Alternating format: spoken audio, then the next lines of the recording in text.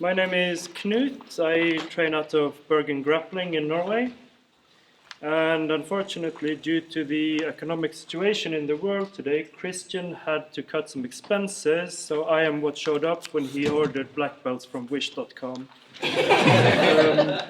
So, the subject of today will be entrances for takedowns. We're not going to focus on takedowns, but we're going to focus on entry points and positions. And the reason for this is through observation and through experience and trial and error.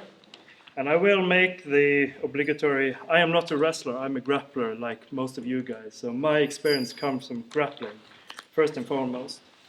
But I also consider myself a person of average intelligence, which means half of the world's population is more stupid than me, and I take great comfort in that knowledge.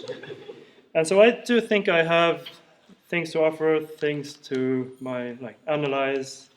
And one of them is this, that we grapplers, we tend to get a lot of shit for our bad takedowns. And I think a lot of that comes from our confidence, because we tend to focus too much on the takedown itself. And then we lose the takedowns, and we lose confidence, and then we start pulling guard instead. There's nothing wrong with pulling guard, but pulling guard is just another tool you should have in your box. You should have other options as well. That's how I feel. So the observation I have made, and I see this on all levels of jiu-jitsu, even like I said, like the last the B team preparation for ADCC. I saw it like Benson Henderson against Damian Maia as well. It's what I like to refer to as the fuck it double leg. So Vega, if I can borrow you, I'll just demonstrate. So you often see this, especially when you see videos of grappling. We grapplers, we tend to not know how to enter, not know what to do, and you can see like a thought bubble form above their head, and fuck it, I'll just shoot the double leg. And a guy like me, my size, my legs, this is a long way to cover to get to the double leg, and even if I have better form than I showed now, there's still so much reaction time for him. He doesn't almost have to defend it, he barely has to move at all to stop it. So what I want to do today is some drills where we will focus on 3 positions. And those positions will be front body lock, rear body lock, and head and arm. So with the front body lock, we're going to have our hips tight, our chest tight, and as Wim covered last class, our posture here. So I will have my leg between, my hips are going to be tight, and I'm going to squeeze his body here. If he has his arm in, that's quite fine. I pinch it to his body here. If he has his arm out, that's quite fine. I just do exactly the same. It's the same thing. And again, I will go for the rear body lock. Kind of same thing. I have my cheekbone to his shoulder. His shoulder blade. I will grasp my grips on his hip bone, and I'll kind of mirror his feet. So I pull his hip bone here, I pressure his shoulder here, and I just let him carry my weight around. If he has his arm in, that's fine. I just pinch his arm to his body, so it becomes kind of useless. The third position will be the front headlock. I'll cup his chin here. I place my shoulder on his neck, and I like to ride the bridge of his shoulders. I never pass above, I just ride. So I put I cup his chin, I'll place my shoulder here, and just kind of grab his arm. And I'll be here. This is more than enough. So those are the 3 positions. We have the front body lock, rear body lock, head and arm. There are other positions, but these are the ones we're going to cover. So anytime I'm sparring and not finding an entrance, not finding a takedown, I put takedowns aside and I see, can I get to any of these 3 positions instead?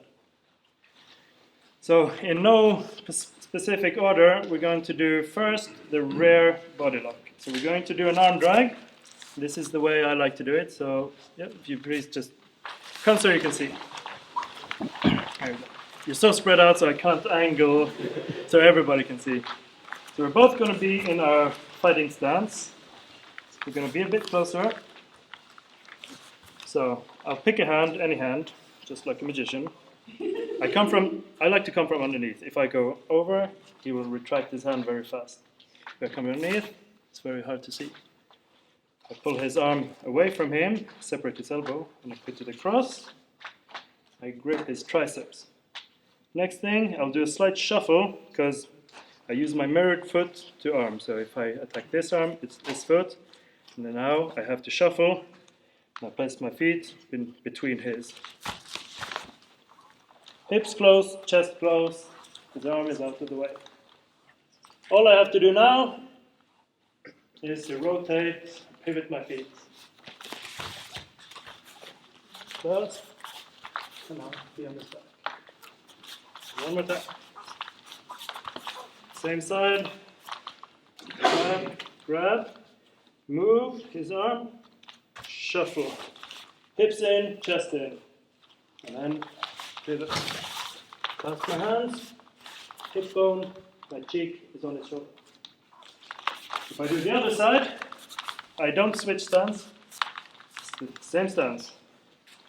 It works the same way, but since we're going mirrored foot, I step in. Same thing, rotate, clasp my hands. Okay, so pair up. We're going to do 10 times each. So I'll go like 10 times on this side. He does his 10 times. And I'll go 10 times on the other side. Then he does his 10 times. Okay, questions? Okay. Yep, please. Yep. Grab his wrist. I pull his arm towards me and across. Cup his triceps, outside foot or mirrored foot, and go in between hips and chest close. And just pivot. And squeeze. Cool. Okay, go. You're here, you're pulling him through and making him step, and then getting the back versus going step. And just kind of stepping around him. Do you have a preference? Like, does it matter if you just kind of step around versus pulling him? Realistically, it will be somewhere in the middle.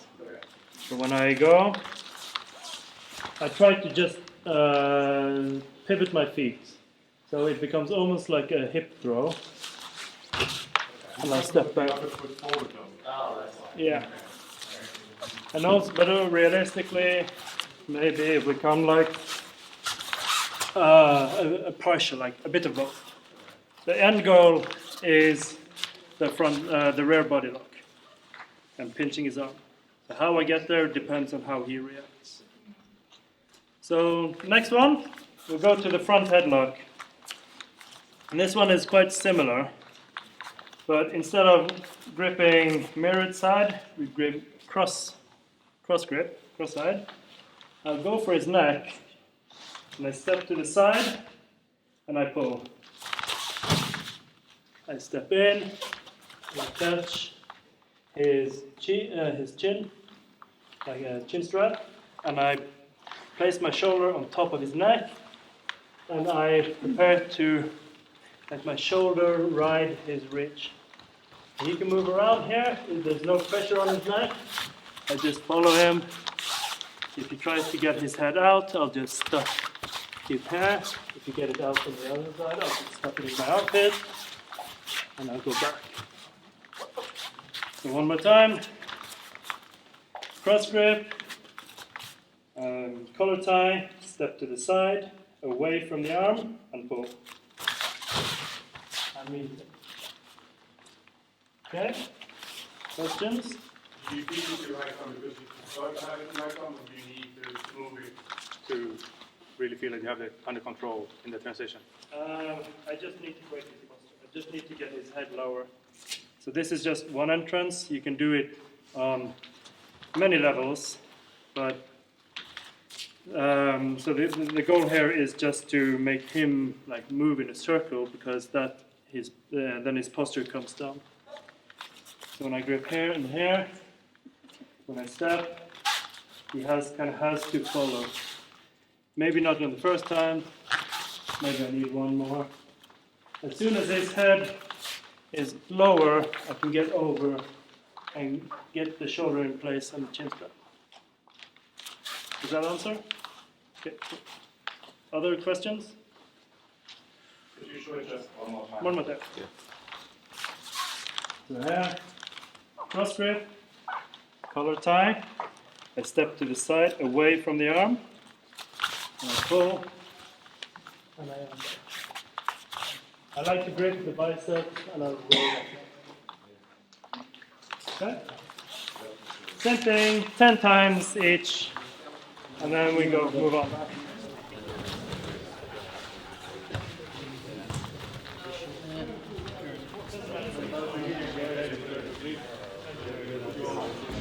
So, for the last one, the front body lock, it usually comes off not necessarily direct setups, but more what he tries to do to me. But I thought we'd do pummeling to get there. And this is the way I like to pummel, which might be a bit different from how others are taught as well, as far as I know. So, but it kind of leads into the whole game, because especially if we're really close, we're going to be pummeling to get the underhook set, and then the front body. So if we start in like a neutral 50-50 position, the way I like to do it is the same principle as we've been doing. I get my hips in, and I get my chest a bit out. And this creates opening here. So I'll swim through. And Vega, he'll do the same thing on my side. There you go. Then we switch. So I get my hips in, chest up, and I swim through. And he'll do the same thing on my side. And now we're going to cheat a bit. So when he pummels, I'm already going to place my hand in his elbow. So we go again. So I just pummel, and I cheat, and I beat him to it. We pummel again. We go here, and I cheat, and I beat him to it here. And then I step, and I body lock. So we're going to have to switch on that one, who gets to do the body lock. And then we'll do this, and then we'll incorporate a situation where we can use it afterwards, okay? Once more, we're going to stand really close, over, under. I place my hand in the crook of his elbow, hips in, chest out, create space. I swim through, and he does the same to me. And I cheat, and I place my hand. And we switch again. And I cheat, yeah, and I place my hand again. And then I'll go double unders. Get the body lock. If he leaves his arm in, that's okay. I will just lock off his arm as well. Okay, one more time. We'll start here, chest to chest, hips in, chest forward, pummel, cheat, pummel again, I cheat, and I'll go through, get the front body lock. Okay, questions? It's the same principle that we've been doing all day. Hips in, chest forward. Right? Let's go, let's try.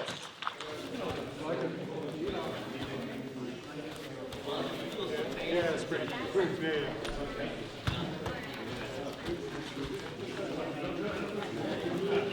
Add an aspect to this.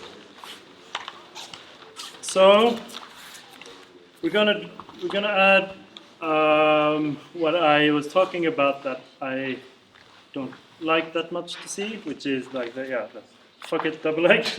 And we're going to defend it by doing something called Stockholm Hop. I myself, I'm not too fond of the whole big sprawl unless I have to, like the whole... Unless I have to, because I'm sacrificing my whole body to the floor. So if I can keep myself standing, then I can keep working standing. So Vega, if you can do a double leg, there we go, perfect. So the stop and hop is he goes for the double leg. I'll place my hand on his shoulder and I just do a short hop, like only the length of my foot backwards, and hips in. Here. Then I start pummeling. Vega knows he's losing the double leg, so he gets back on his feet. I'll do that. One more time. He goes with double leg. Really get the hips in. Get your weight on him. Start pummeling. He gets back on his feet. I get the front foot. Okay. Shove it this way. So one more time.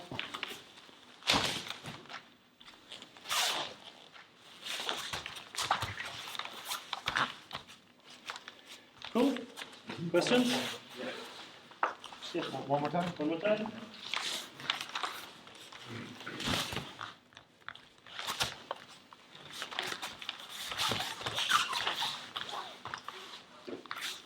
Yes.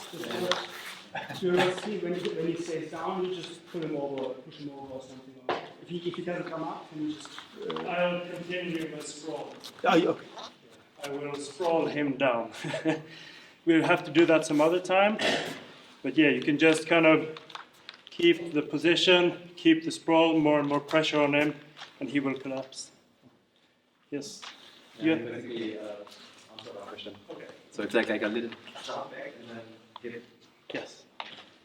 Okay, so let's do a few minutes and we'll incorporate that to the pummeling.